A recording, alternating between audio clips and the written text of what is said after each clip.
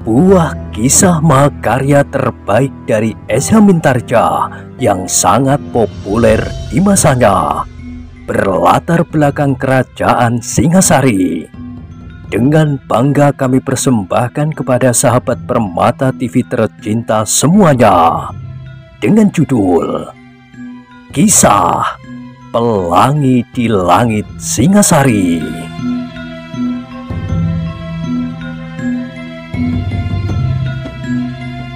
Pada kesempatan yang sangat baik ini, kita masuk pada episode yang ke-303.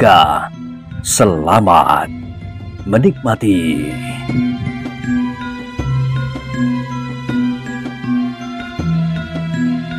Pada episode sebelumnya telah diceritakan, di antara para penonton terdapat seorang anak muda yang bernama Ken Arok. Kali ini ia tidak sedang bertugas dimanapun juga, karena ia memang seharusnya berada di alun-alun. Ia adalah seorang pelayan dalam yang ikut langsung menangani masalah Kepu Ijo.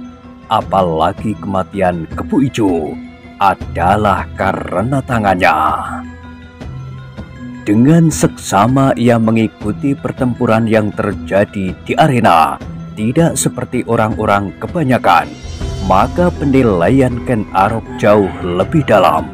Seperti pemimpin yang enam, maka ia mengharap pada saatnya perang tanding itu akan menjadi perang tanding yang paling dahsyat yang pernah berlangsung di arena alun-alun Tumapel.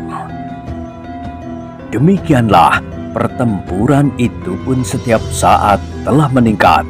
Ketika keduanya telah mulai dibasahi oleh keringat, maka ketegangan di dalam hati keduanya pun meningkat pula.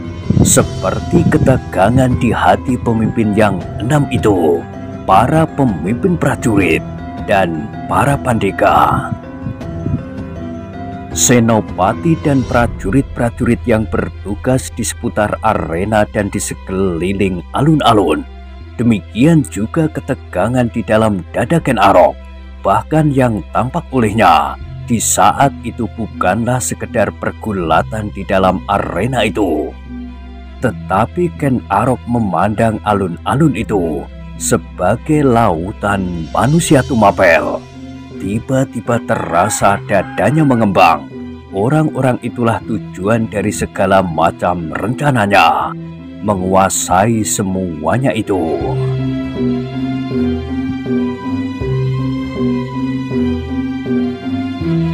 Tiba-tiba Ken Arok itu tersenyum sendiri. Sebagian terbesar rencananya telah dapat berjalan dengan baik.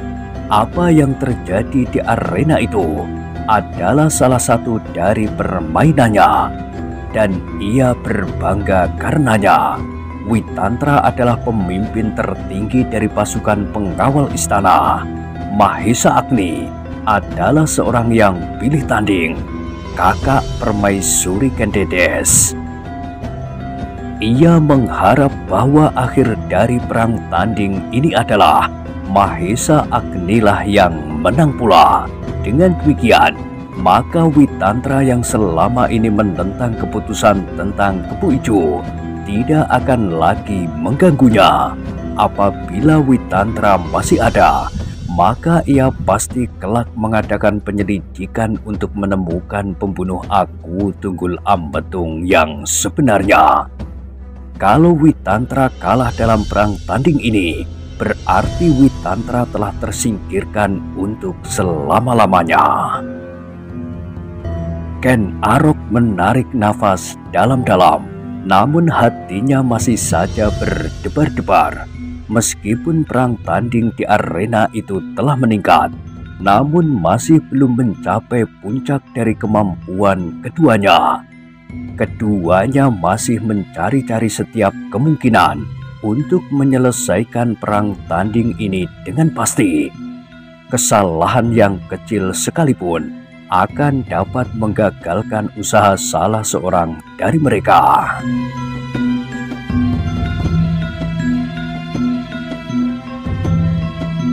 Apabila perang tanding ini selesai, dan Mahesa Agni dapat menguasai keadaan, maka aku akan sampai pada rencana terakhir. Aku harus sampai pada kepastian untuk dapat kawin dengan Ken Dedes. Jika hal itu terjadi, maka tidak ada satu atau dua orang lainnya. Akulah yang akan menguasai Tumapel. Akulah yang akan menguasai manusia ini seluruhnya, termasuk Mahesa Agni, pemimpin yang 6 itu, dan bahkan Ken Dedes. Ken Arok masih saja tersenyum sendiri. Diedarkannya pandangan matanya. Dipandanginya setiap prajurit yang sedang bertugas, dan bahkan kemudian ke-6 pemimpin Tumapel yang berada di panggung yang khusus. Katanya pula di dalam hatinya, suatu saat kalian akan menjadi orang-orangku yang harus patuh kepada perintahku. Ken Arok seolah-olah tersadar ketika ia melihat guncangan dalam perang tanding di arena. Sebuah serangan yang dahsyat, sedahsyat badai, telah mendorong Mahesa Agni, sehingga Mahesa Agni terjatuh. Serangan berikutnya beruntun mengejar Mahesa Agni yang berguling-guling menjauhi lawannya. Namun agaknya Witantra tidak memberinya kesempatan. Ken Arok menahan nafas. Ia melihat seolah-olah Mahesa Agni tidak berkelahi di dalam puncak kemampuannya. Sedang Witantra agaknya telah mulai mengerahkan ilmu puncaknya.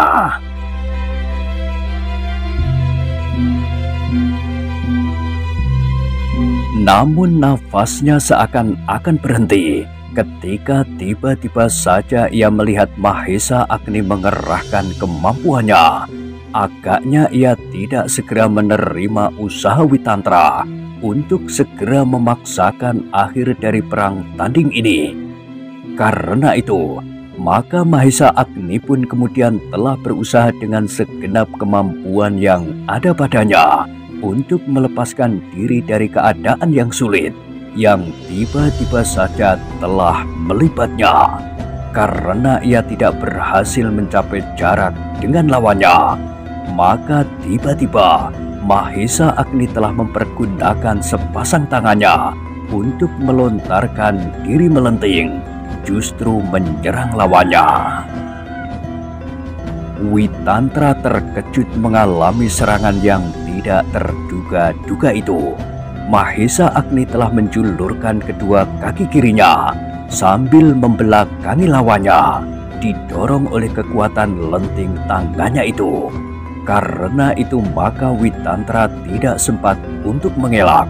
Dengan cepat ia memiringkan tubuhnya, merendah sedikit pada lututnya, dan membentur kedua kaki Mahesa Agni itu dengan sikunya. Sebuah benturan yang keras telah terjadi. Mahesa Agni hampir saja tertelungkup. Dengan susah payah ia menjatuhkan dirinya pada pundaknya untuk seterusnya berguling beberapa kali. Sedang Witantra terguncang dan terdorong 2 langkah surut.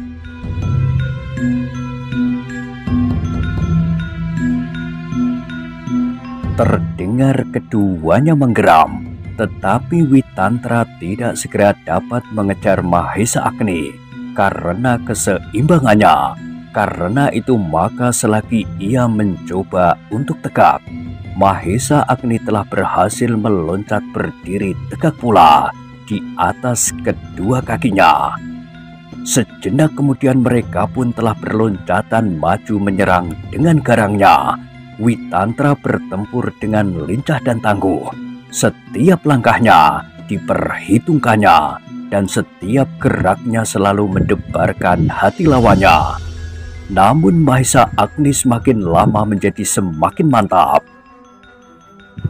Ketika keringatnya telah membasahi seluruh tubuhnya, maka ia tidak segan-segan lagi untuk mempergunakan segenap kemampuannya, meskipun ia masih tetap mempergunakan akalnya. Namun tandangnya telah benar-benar menjadi seperti banteng ketaton. Beberapa saat yang lampau, ia pernah bertempur mati-matian melawan seorang iblis yang paling puas, tidak saja di seluruh Tumapel, tetapi di seluruh Kediri. Setelah ia menyempurnakan ilmunya di bawah bimbingan gurunya, Empu Purwa dan Empu Soto, maka ia telah berhasil mencari suatu tingkatan ilmu yang dapat mengatasi ilmu iblis itu, dan bahkan mengatasi ilmu gurunya dan ilmu Empu Soto, seorang demi seorang.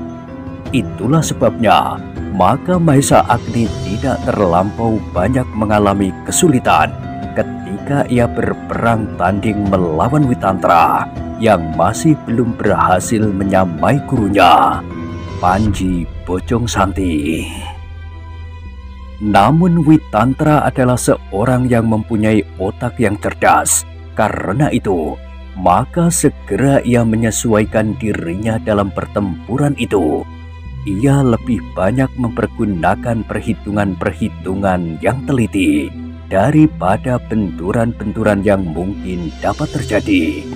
Meskipun demikian, ia masih belum menyadari bahwa Mahesa Agni yang sekarang adalah Mahesa Agni yang hampir tidak ada duanya. Di kejauhan, di belakang para penonton yang lain, Guru Witantra menyaksikan perkelahian itu sambil mengusap dada. Segera ia menyadari bahwa lawan Witantra pasti tidak akan dapat dikalahkan oleh muridnya. Betapapun muridnya berusaha dengan segala kemampuan ilmu dan akal, namun kemungkinan untuk menang dalam perang tanding itu terlampau tipis dan bahkan hampir tidak ada sama sekali. "Bagaimana, Guru?" bertanya seseorang. Orang tua itu menarik nafas dalam-dalam. "Aku tidak menyangka bahwa murid Empu Purwa itu kini telah berhasil mencapai tingkat gurunya." Muridnya yang bertanya itu adalah Mahendra. Ia mengerutkan keningnya. "Maksud Guru bahwa tingkat ilmu Mahesa Agni telah melampaui Kakang Witantra?" "Aku kira demikian." Mahendra menggigit bibirnya. Ia sama sekali tidak menyangka bahwa suatu ketika kakaknya Witantra benar-benar akan berhadapan dengan Mahesa Agni di arena itu. "Jadi bagaimana, Guru?" bertanya Mahendra cemas. Gurunya menggelengkan kepalanya. "Aku tidak akan dapat berbuat apa-apa, Mahendra. Mereka naik ke arena sebagai dua orang lelaki." Mahendra mengangguk-anggukkan kepalanya. Memang setiap campur tangan gurunya dalam perang tanding itu pasti hanya akan menodai nama kakak seperguruannya. "Kasihan Witantra," desis gurunya. "Ia telah dibakar oleh keyakinannya. Aku sudah memperingatkan agar ia mempergunakan cara lain. Apalagi kini ternyata bahwa anak muda yang melawannya itu mempunyai ilmu yang aneh. Aku melihat sebuah perkembangan ilmu Empu Purwa yang diwarnai oleh tata gerak yang luar biasa dari ilmu Empu Soto." "Empu Soto?" desis Mahendra. "Maksud Guru, Empu Soto guru kuda sempana?" Panji Bojong Santi mengangguk. Mahendra mengangguk-anggukkan kepalanya pula. Meskipun ilmunya sendiri tidak jauh berada di bawah kakak seperguruannya, namun terasa sulitnya mengikuti tata gerak Mahesa Agni.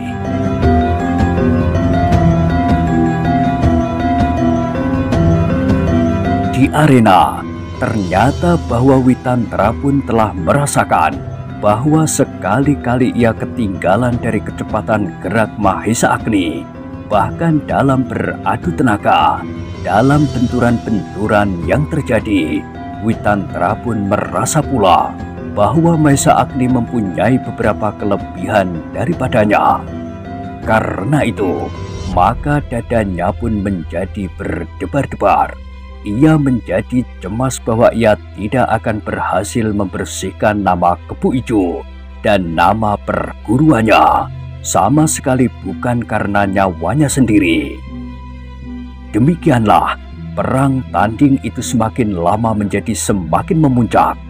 Witantra telah terpaksa mengerahkan segenap kemampuan yang ada padanya, lahir dan batin. Semua unsur-unsur gerak yang dimilikinya dilandasi oleh pengalaman yang tiada terhitung banyaknya yang tersimpan di dalam dirinya, serta tekad yang menyala-nyala di dalam dadanya. Namun demikian ia masih tetap sadar sepenuhnya, sehingga karena itu ia tidak pernah kehilangan akal. Dalam pada itu, lambat laun Mahesa Agni pun menjadi semakin mantap. Meskipun ia tidak dapat meyakini bahwa ia dapat mengalahkan Witantra, namun ia merasa bahwa ilmunya selapis lebih tinggi dari lawannya. Kalau ia tidak melakukan kesalahan, maka ia berharap untuk dapat memenangkan perang tanding itu. Karena itu, tanpa kehilangan pengamatan diri, Mahesa Agni setapak demi setapak maju terus. Semakin lama ia semakin berhasil mendesak lawannya. Namun Witantra tidak dengan mudah menjadi berputus asa. Betapa ia heran bahwa Mahesa Agni ternyata memiliki ilmu yang tidak dapat diimbanginya.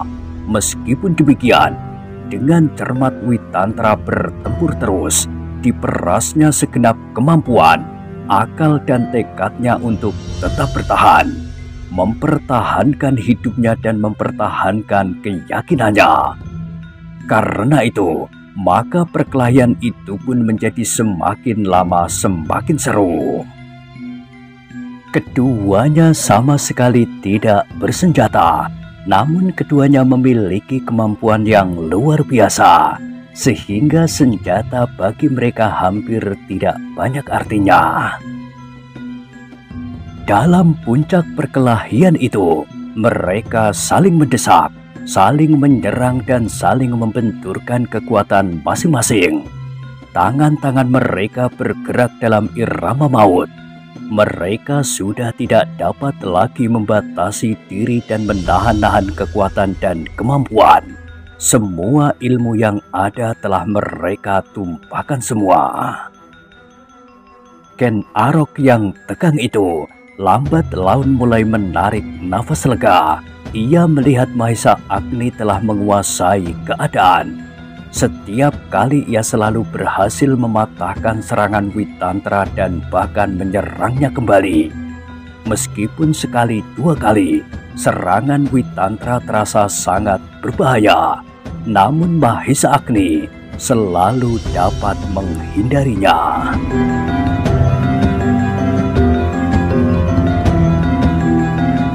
Tetapi justru dengan demikian, maka Witantra menjadi mapan.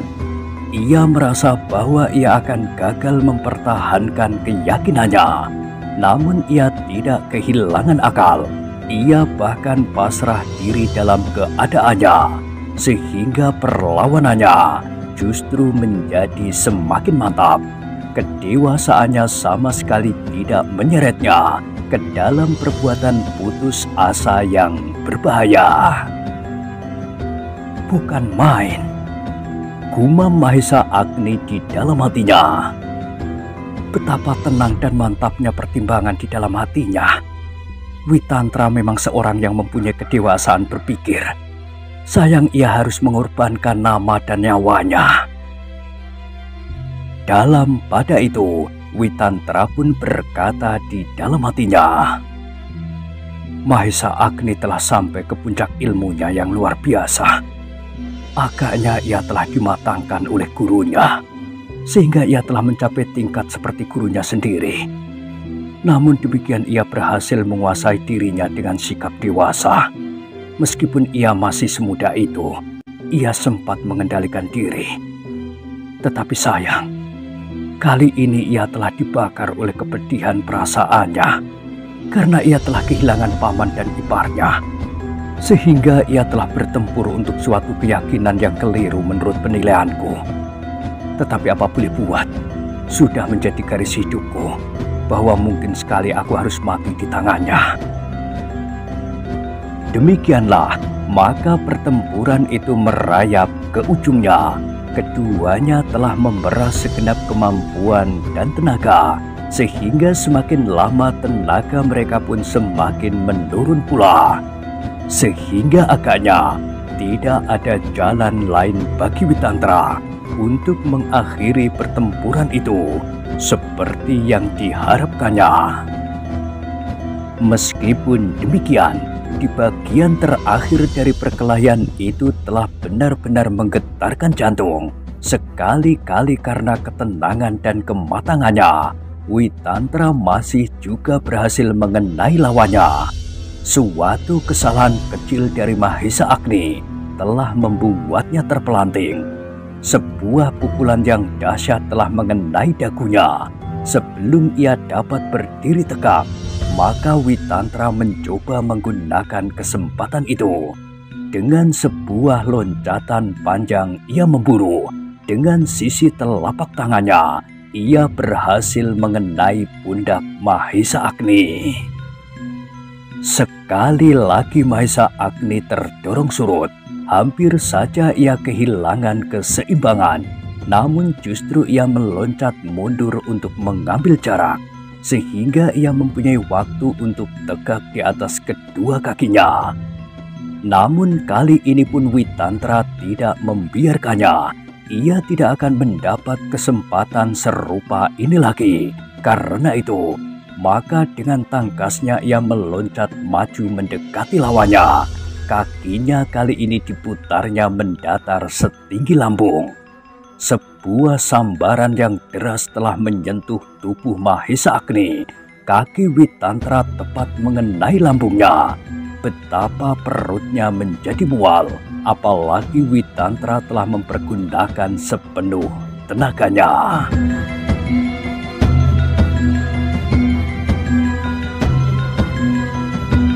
Mahesa Agni kali ini terdorong ke samping.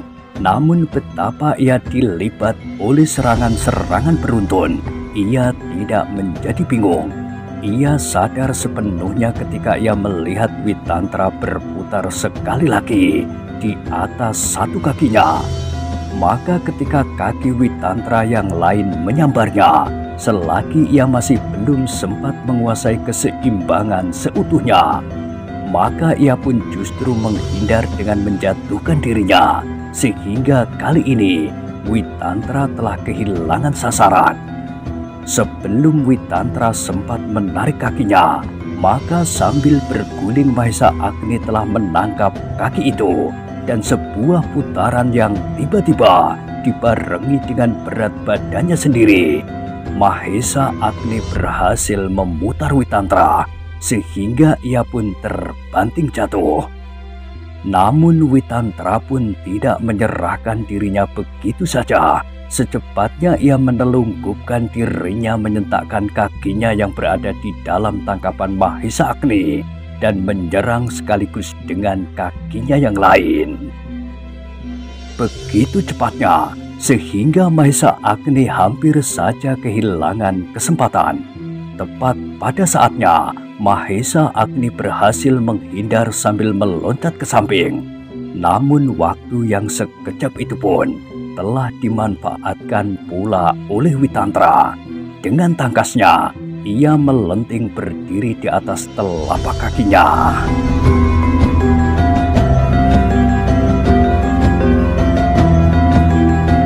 Sebuah desir yang tajam telah tergores di jantung Mahesa Agni.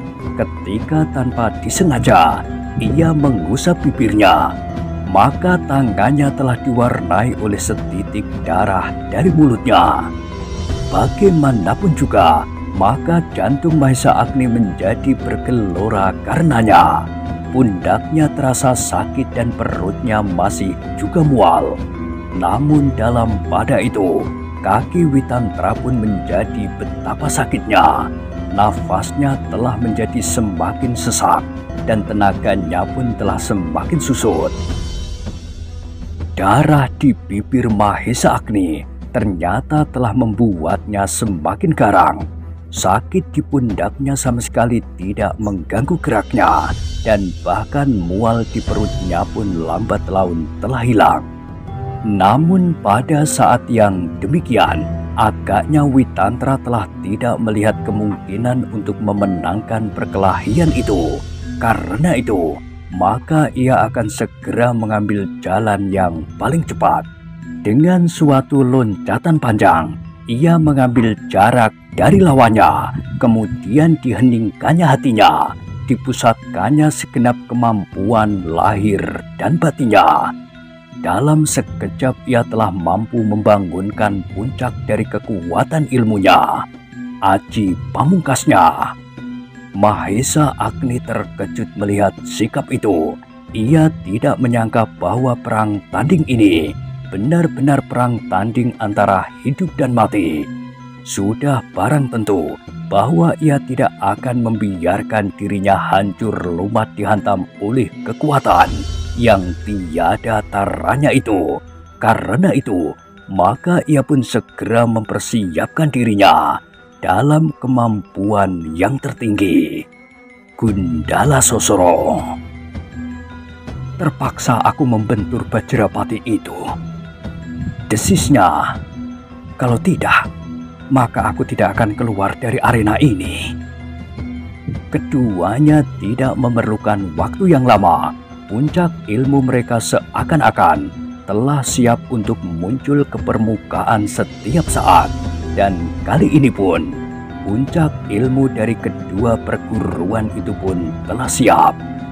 Ken Arok yang menyaksikan keduanya itu pun menahan nafasnya.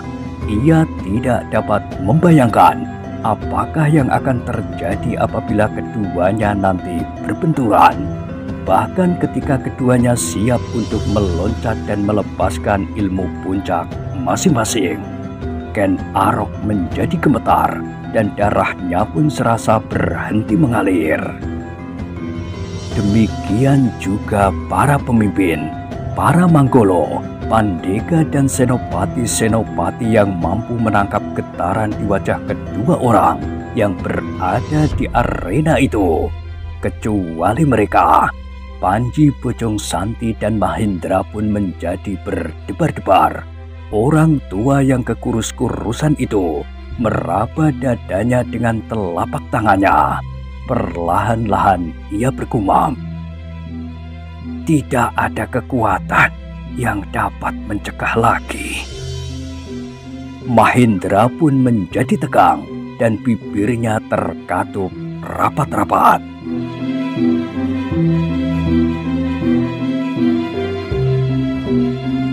Sekejap kemudian, hampir setiap orang yang berada di seputar arena di alun-alun Tumapel itu memejamkan mata mereka. Mereka tidak sampai hati melihat betapa dahsyatnya benturan yang terjadi di antara keduanya. Keduanya adalah anak-anak terbaik dari bumi Tumapel. Keduanya adalah kekuatan yang dahsyat dari tanah ini.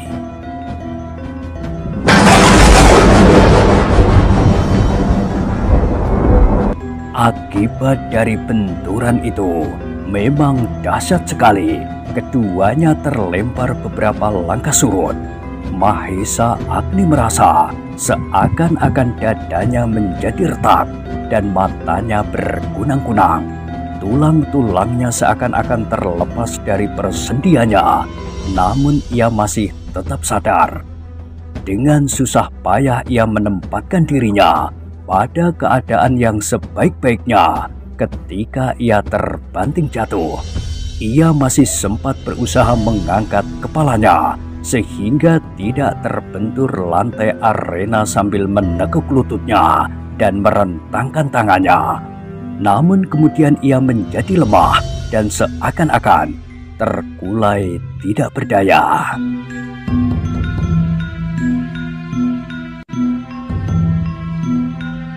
Dengan sekuat sisa tenaganya, Mahesa Agni masih mencoba untuk mengatur jalan pernafasannya.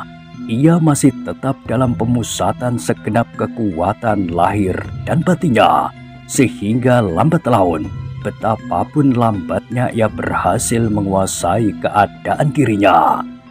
Darahnya menjadi semakin lancar dan tulang-tulangnya pun seakan-akan telah saling berhubungan kembali. Namun terasa betapa badannya seakan-akan terhimpit oleh Gunung Kawi. Ketika terasa sesuatu di pipinya, maka Mahesa Agni sadar bahwa darah telah meleleh dari mulutnya. "Dadaku terluka di dalam," desisnya. Namun tiba-tiba terbayang kembali bahwa di arena itu masih ada Witantra, lawannya yang baru saja membenturkan kekuatan puncaknya melawan Gundala Sosro. Karena itu, maka dikerahkannya kemampuannya dan perlahan-lahan ia mengangkat kepalanya. Ia tidak mau terlentang saja untuk menerima nasibnya sampai Witantra datang menginjak lehernya.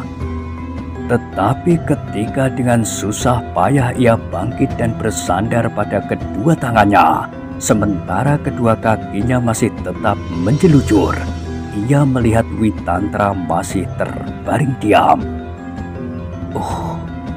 Agaknya ia pun terluka parah seperti aku," desis Mahesa Agni di dalam hatinya. "Namun agaknya keadaanku masih agak lebih baik." Maka segera diingatnya apa yang baru saja terjadi, perang tanding yang dahsyat itu. Namun di dalam perang tanding itu, Mahesa Agni menyadari bahwa tingkat ilmunya masih lebih tinggi setataran dari lawannya. Dan kini dalam penerapan ilmu puncaknya pun ternyata bahwa Mahesa Agni lebih kuat dari Witantra. Perlahan-lahan Mahesa Agni berusaha bangkit. Terhuyung-huyung ia berdiri. Ketika ia berusaha menarik nafas dalam-dalam, terasa dadanya menjadi pedih. Namun karena itu, justru ia mengulanginya beberapa kali, sehingga terasa tubuhnya agak menjadi lebih segar, meskipun dadanya serasa masih pepat. Tertatih-tatih Mahesa Agni melangkah maju. Sejenak kemudian, langkahnya tertegun. Ia masih melihat Witantra terbaring diam, namun tiba-tiba dahinya berkerut. Perlahan-lahan Witantra membuka matanya. Seperti dirinya sendiri, dari mulut Witantra pun telah meleleh darah. Agaknya ia pun terluka di dalam dadanya. Dengan susah payah, Witantra mencoba menarik nafas dalam-dalam. Sekali, dua kali, dan ia pun menyeringai menahan sakit. Betapa dadanya serasa terbelah. Samar-samar ia melihat Mahesa Agni berdiri beberapa langkah daripadanya. Sekilas terbayang di kepalanya apa yang baru saja terjadi. Namun kemudian terbayang tubuh yang tegak berdiri itu maju mendekatinya dan tanpa kesulitan apapun mencekiknya sampai mati, karena ia masih belum mampu berbuat apapun juga.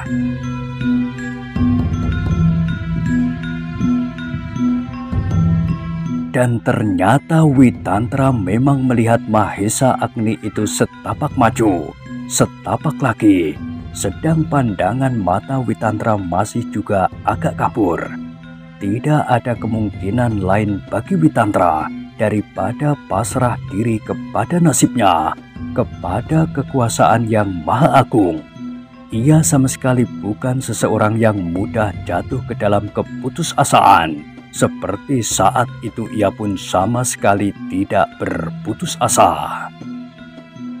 Tetapi adalah suatu kenyataan yang tidak dapat diingkarinya, bahwa tubuhnya sama sekali tidak dapat digerakkannya untuk melawan.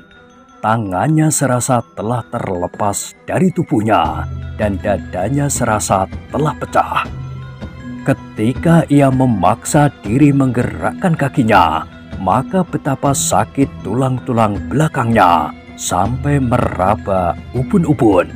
Karena itu, ia hanya dapat menyeringai, kemudian membiarkan apa saja yang akan dilakukan oleh Mahesa Agni atasnya itu.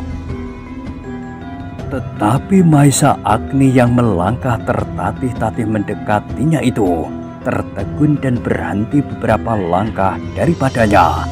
Ia melihat bahwa Witantra seakan-akan sama sekali tidak bergerak. Pimpinan tertinggi pasukan pengawal itu terbaring di lantai arena tanpa berdaya sama sekali menolak apa saja yang akan terjadi atasnya sebagai akibat dari usahanya untuk mempertahankan keyakinannya. Witantra yang masih terbaring itu semakin lama menjadi semakin sadar akan keadaan di sekelilingnya, dan ia menjadi heran kenapa Mahesa Agni masih saja berdiri mematung. Kenapa anak muda itu tidak segera menyelesaikan tugasnya, membunuhnya sama sekali.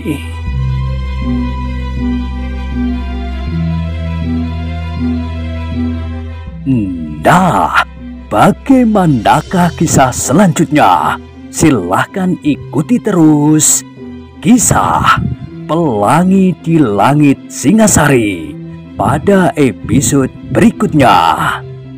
Sampai jumpa.